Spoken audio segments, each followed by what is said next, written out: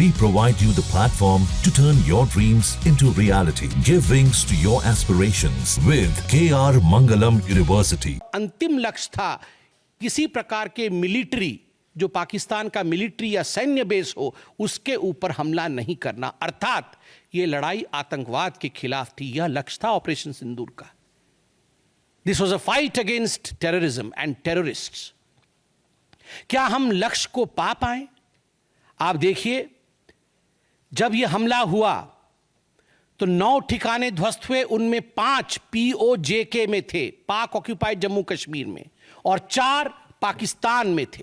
सबसे बड़ी बात है, पहली बार पंजाब प्रोविंस, जो कि पाकिस्तान का एक बहुत स्ट्रेटेजिक लोकेशन है, पंजाब प्रोविंस उनका हृदय है पाकिस्तान का, उसके अंदर भारतवर्ष घुस करके आतंकवादियों का सफाया करता है। यह अपने आप में छोटी बात नहीं है। This is a big achievement as far as Operation Sindoor is concerned. Lashkar-e-Taiba, Jaish-e-Mohammed, Hizbul Mujahideen, इनके ठिकाने ध्वस्त होते हैं। और मैं यहां वो नाम पढ़ना चाहूंगा। ये जो 9 नाम है, 9 आतंकवादी ठिकाने, मैं आज देश से अपील करना चाहूंगा, तमाम भारतीयों से अपील करना चाहूंगा कि ये नाम हमें स्मरण करना है। आने वाले 100 वर्षों तक हमें इन नामों को याद दिलाते रहना है, दोहराना है। जब भी आतंकवाद सर उठाए तो हमें ये चित्र दिखाने हैं कि तुम्हारा क्या हश्र किया था ऑपरेशन सिंदूर ने, भारत की सेना ने, भारत की राजनीतिक इच्छा शक्ति ने और भारतीयों ने। इसलिए मैं नाम पढ़ना चाहूंगा। सवाई नाला कैंप मुजफ्फराबाद, जो POJK में है, 30 किलोमीटर दूर है LOC से, उसे ठिकाना लगाया गया। लश्कर-ए-तैयबा का ट्रेनिंग सेंटर था। 20 अक्टूबर 2024 सोनमर्ग में और 24 अक्टूबर 2024 गुलमर्ग में जो आतंकी हमले हुए थे, उसमें यहां से आतंकवादी आए थे। और सबसे बड़ी बात, 22 अप्रैल 2025 को जो आतंकवादी आकर पहलगाम में हमारे नागरिकों को मार के गए थे, हमारी बहनों के माथे से जिन्होंने सिंदूर पोंछने का काम किया था, उनका प्रशिक्षण भी इसी केंद्र में हुआ था, सवाई नाला कैंप मुजफ्फराबाद। सैयदाना बिलाल कैंप मुजफ्फराबाद, ये जैसे मोहम्मद का ट्रेनिंग सेंटर था, ये दूसरा कैंप जो ध्वस्त हुआ। गुलपुर कैंप कोटली, ये LOC से 30 किलोमीटर दूर था, लश्कर-ए-तैयबा का बेस था। और 20 अप्रैल 2023 को पुंछ में, 9 जून 2024 को जो तीर्थयात्री को बस में हमला करके मारने का काम किया था आतंकवादी, यहां गुलपुर कैंप से आए थे जो कोटली में है, उसे ध्वस्त किया गया। बरनाला कैंप बिरगढ़, बरनाला कैंप जो 9 किलोमीटर दूर है LOC से, उसे समाप्त किया गया। अब्बास कैंप कोटली जो 13 किलोमीटर दूर है LOC से, लश्कर-ए-तैयबा का फिदाइन सेंटर है और 15 आतंकवादियों को एक साथ ट्रेन कर सकता है, उसे ध्वस्त करके गिराया गया।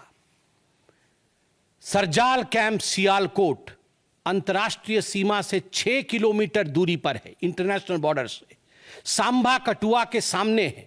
और मार्च 2025 में जम्मू और कश्मीर पुलिस के 4 जवान शहीद हुए थे, उनको मारने का काम इन्हीं आतंकवादियों ने किया था जो सरजाल कैंप से आए थे सियालकोट के। उस कैंप को ध्वस्त कर दिया गया। महमूना जाया कैंप सियालकोट, जो कि 12 से 18 किलोमीटर इंटरनेशनल बॉर्डर से दूर है, मैं LOC की बात नहीं कर रहा हूं, इंटरनेशनल बॉर्डर से, और हिजबुल मुजाहिदीन का अड्डा है, बहुत बड़ा कैंप है। कठुआ और जम्मू क्षेत्र में जो भी आतंकवादी गतिविधि होती है, सियालकोट के इस मजनूमा जाया कैंप से आतंकवादी भेजे जाते हैं। भारतवर्ष ने उसे ध्वस्त किया। मरकज तैयबा मुरीद के, जो कि अंतर्राष्ट्रीय सीमा से 18 से 25 किलोमीटर दूर है, 2008 के मुंबई का जो हमला हुआ था, 26/11 के नाम से जिसे हम जानते हैं, उसमें जो आतंकवादी आए थे, अजमल कसाब और डेविड हेडली, उनकी ट्रेनिंग मरकज तैयबा मुरीद के में हुआ था। और आज मैं फक्र के साथ कह सकता हूं, गर्व के साथ कह सकता हूं कि भारत की सेना ने, भारत की राजनीतिक इच्छा शक्ति ने और भारतीयों ने मरकज तैयबा मुरीद को ध्वस्त किया है, समाप्त किया है। मरकज सुभान अल्लाह बहावलपुर इंटरनेशनल बॉर्डर से 100 किलोमीटर की दूरी पे है। विश्व में किसी ने ऐसा नहीं सोचा होगा, पाकिस्तान ने तो सपने में भी नहीं सोचा होगा कि भारत की सेना के पास, भारत की एयरफोर्स के पास और भारत के राजनेताओं के पास ऐसी इच्छा शक्ति होगी कि इंटरनेशनल बॉर्डर से 100 किलोमीटर दूर घुस के वो हमारे आतंकी अड्डे को ध्वस्त कर सकते हैं। मरकज सुभान अल्लाह, जो कि जैशे मोहम्मद का मुख्यालय था, उस मुख्यालय को भारत की वायुसेना ने ध्वस्त किया। यह कोई छोटा विषय नहीं है।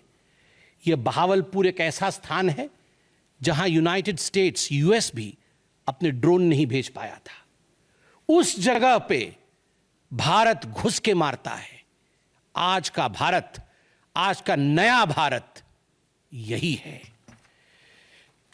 ये नाम, जो 9 नाम मैंने पढ़े, हमें याद रखने चाहिए, मगर उन नामों के साथ मैं कुछ और भी बताना चाहता हूं। जो आतंकवादी मारे गए, एक लक्ष्य था आतंक के ठिकानों को, आतंक के अड्डों को सफाई करना, ध्वस्त कर देना। दूसरा लक्ष्य था ऑपरेशन सिंदूर का, आतंकवादियों को चुन चुन कर मारना, उन्हें मिट्टी में मिलाना। 100 से अधिक आतंकवादी मारे गए, 100 से अधिक। मैं कुछ आतंकवादियों के नाम पढ़ता हूं जिनको कि हम डिस्कस करते थे डिबेट्स में, टीवी पे, यूएन में, जिनको कि यूएस ने भी कंडेम कर रखा था। मैं नाम पढ़ रहा हूं। मुदस्सर कादियान खास उर्फ मुदस्सर उर्फ अबू जुंदाल। अबू जुंदाल नाम से हम जानते थे इस आतंकवादी को, और जो लश्कर तैयबा का आतंकवादी था, वो मरकज तैयबा का जो मुरीद में है, उसका इंचार्ज था। जब वो मरा तो उसके गार्ड ऑफ ऑनर, उसका जो जनाजा निकला, उसमें पाकिस्तान के आर्मी के अधिकारी थे, पाकिस्तान आर्मी के चीफ थे, पंजाब सीएम मरियम नवाज भी उसमें रही। आप सोचिए, ये एक सरकारी जमीन पर हुई और तमाम बड़े लोग, सरकारी लोग पाकिस्तान के उसमें शामिल हुए, जिससे कि ये सिद्ध होता है कि terror and the sponsors of terror are hand in glove together. आतंकवादी और जो आतंकवादियों को बढ़ावा देने वाले, वो एक साथ काम करते हैं। दूसरा, हाफिज मोहम्मद जमील, ये जैशे मोहम्मद का आतंकवादी है। ये ब्रदर इन लॉ, साला था मौलाना मसूर अजहर का, और इंचार्ज था मरकज सुभान अल्लाह बहावलपुर का, वह भी मारा गया। न्यूज नेशन अब व्हाट्सएप पर खबरों के ताजा अपडेट के लिए न्यूज नेशन के इस क्यूआर कोड को स्कैन करें।